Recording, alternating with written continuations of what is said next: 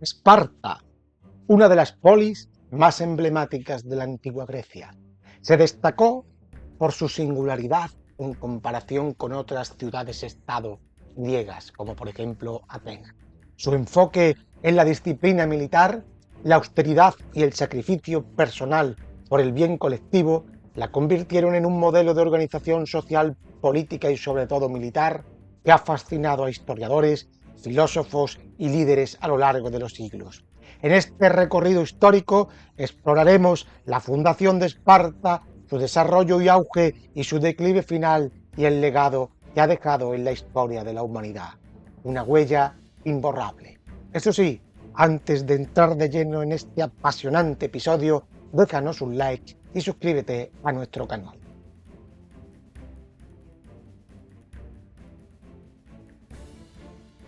La fundación de Esparta está envuelta en la leyenda y el mito, pero los historiadores coinciden en que su origen se remonta a la llegada de los dorios a la península del Peloponeso en torno al siglo X a.C. La tradición sostiene que Esparta fue establecida por estos invasores dorios, quienes unificaron 4 aldeas cercanas: Pitana, Limnas, Mesoa y Cinosura.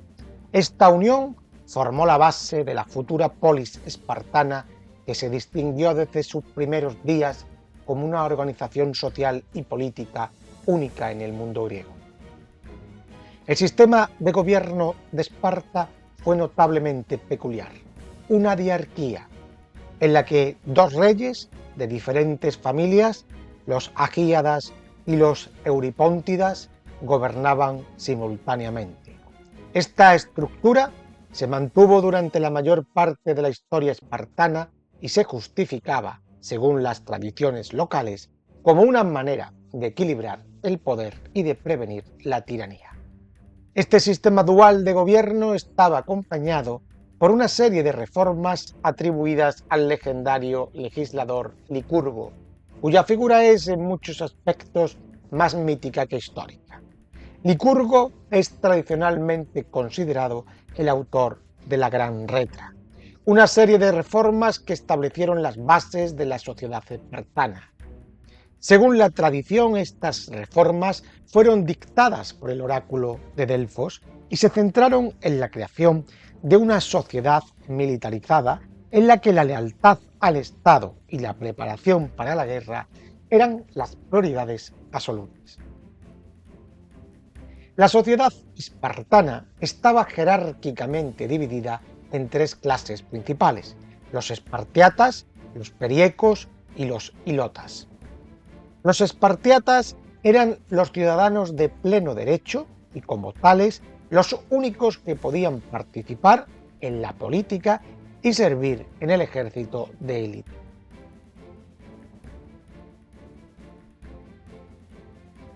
Estos ciudadanos estaban dedicados exclusivamente a la vida militar, desde su infancia hasta su muerte.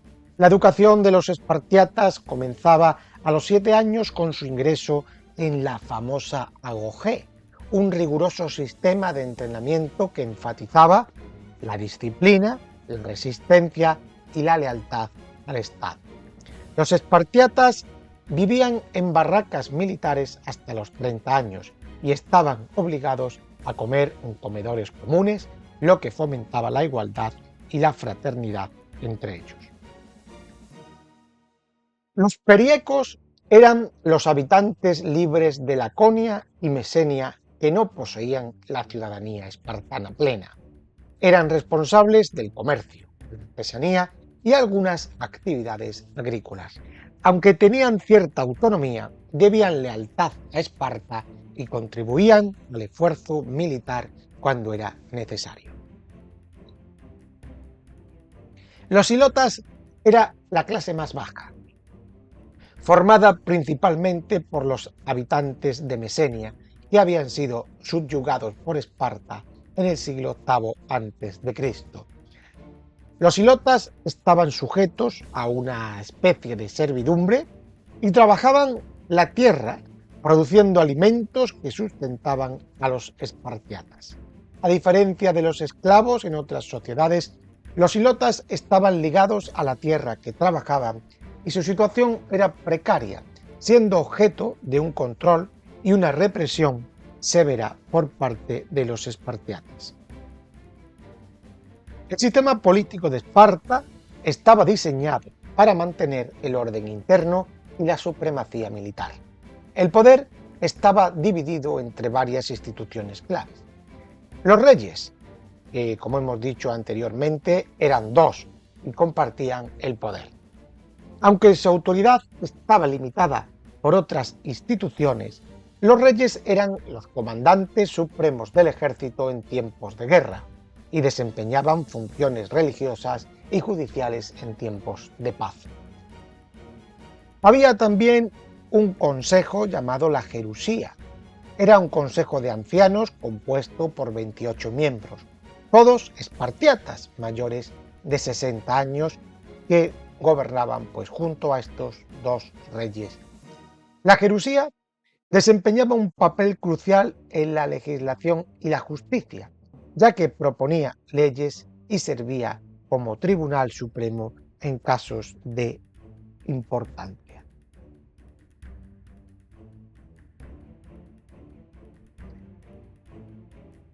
La Pella era una asamblea en la que participaban todos los ciudadanos espartiatas varones mayores de 30 años.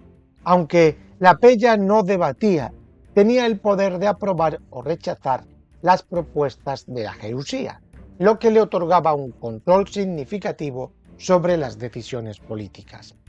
Por otra parte, tenemos también los famosos éforos, 5 magistrados elegidos anualmente que supervisaban la administración cotidiana de Esparta.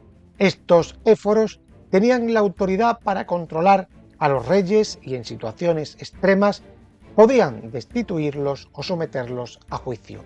Este sistema de controles y equilibrios ayudaba a mantener la estabilidad en la estructura de gobierno espartano.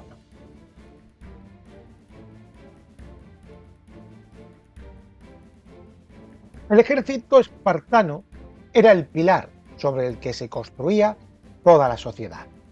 Organizado en falanges, una formación cerrada y disciplinada de hoplitas armados con lanzas y escudos, el ejército espartano era casi invencible en el combate terrestre.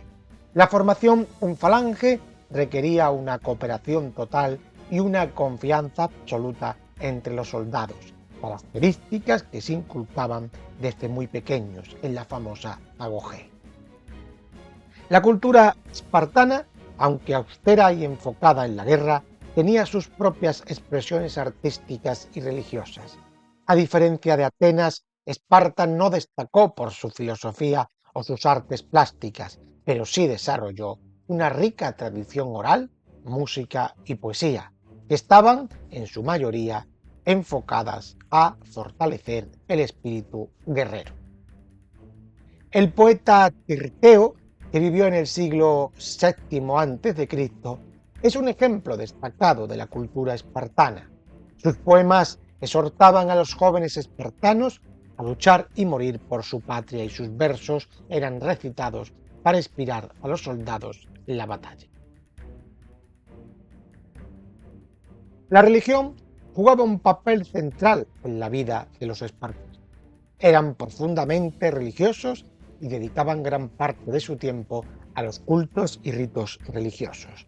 Los dioses principales del panteón espartano eran Apolo, Atenea y Artemisa.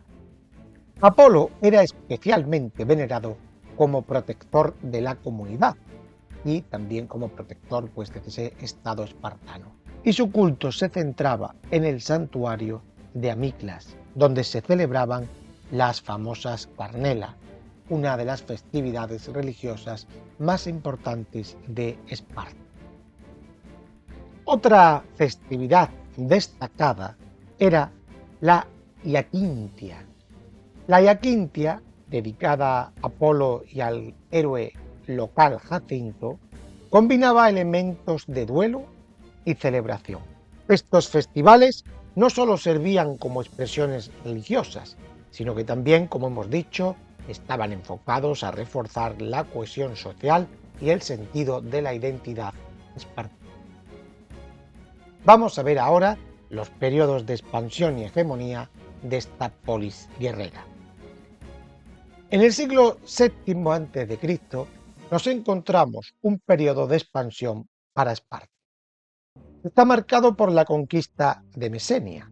Esta conquista fue crucial, ya que proporcionó a Esparta una fuente de recursos agrícolas sostenibles, permitiendo a los espartiatas dedicarse por completo a la vida militar, ya que obtenían de estos mesenios la base de la alimentación.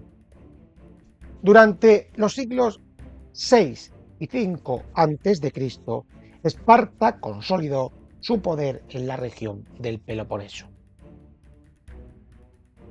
Estableció la Liga del Peloponeso, una alianza militar con otras ciudades-estado griegas que garantizó su hegemonía en el sur de Grecia. Esta alianza fue fundamentalmente importante durante las guerras médicas del 499 al 449 a.C., en la que los griegos enfrentaron la amenaza del imperio persa. La batalla de las Termópilas en el año 480 a.C. resultó en una derrota táctica para los griegos y se convirtió en un símbolo de la valentía y el sacrificio espartano. Bajo el liderazgo del rey Leónidas, un pequeño contingente de espartanos, junto con aliados griegos, resistió heroicamente ante un ejército persa enormemente superior. Este acto de sacrificio permitió a los griegos ganar tiempo para reorganizar sus fuerzas y finalmente repeler la invasión persa. Recuerda que este episodio lo tenemos ya narrado por extenso en el canal. También hay que destacar otra de las grandes guerras, la del Peloponeso, entre el 431 y el 404 a.C. Marcó esta guerra el apogeo del poder espartano. Este conflicto prolongado entre Esparta y Atenas terminó con la victoria de Esparta, que logró imponer su dominio sobre gran parte de Grecia. Sin embargo, esta victoria trajo consigo numerosos problemas internos y externos que debilitarían la posición de Esparta. El declive de Esparta comenzó poco después de su victoria en la guerra del Peloponeso. Aunque Esparta emergió como la potencia dominante en Grecia, su sistema social y político empezó a mostrar signos de desgaste. La derrota en la batalla de Leuctra en el 371 a.C. ante los tebanos, bajo el liderazgo de Epaminondas, marcó el inicio de la decadencia espartana. La pérdida de Mesenia como resultado de esta derrota fue un golpe devastador para Esparta. Sin los hilotas mesenios, la base económica que sustentaba su sociedad se derrumbó. Además, la estricta política de ciudadanía, que limitaba severamente el número de espartiatas, contribuyó al declive demográfico, reduciendo la capacidad de Esparta para mantener su ejército y su estructura social. Durante el siglo IV a.C., Esparta se vio cada vez más marginada por otras potencias griegas y posteriormente por Macedonia, bajo Filipo II y su hijo Alejandro Magno. Aunque Esparta intentó resistir la influencia macedonia, fue finalmente absorbida en el creciente poder de Roma. En el año 146 a.C., Esparta fue incorporada al Imperio Romano como parte de la provincia de Acaya, perdiendo su independencia y relevancia política. La desaparición de Esparta como una potencia hegemónica es el resultado de varios factores interrelacionados.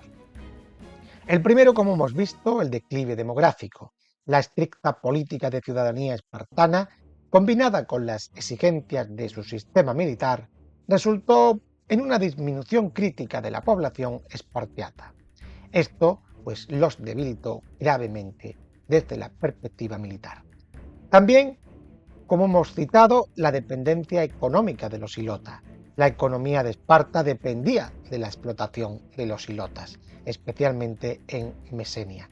La pérdida de este territorio significó la pérdida de una fuente vital de recursos y mano de obra.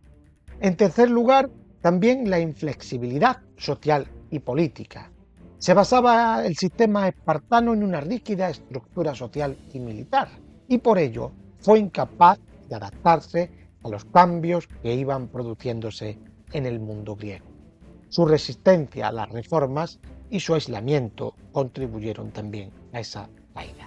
Y finalmente, la razón clave fue la derrota de Leuctra y la incapacidad de Esparta para mantener su hegemonía militar frente a potencias emergentes como Tebas y Macedonia. A pesar de su eventual desaparición, el legado de Esparta ha perdurado a lo largo de los siglos.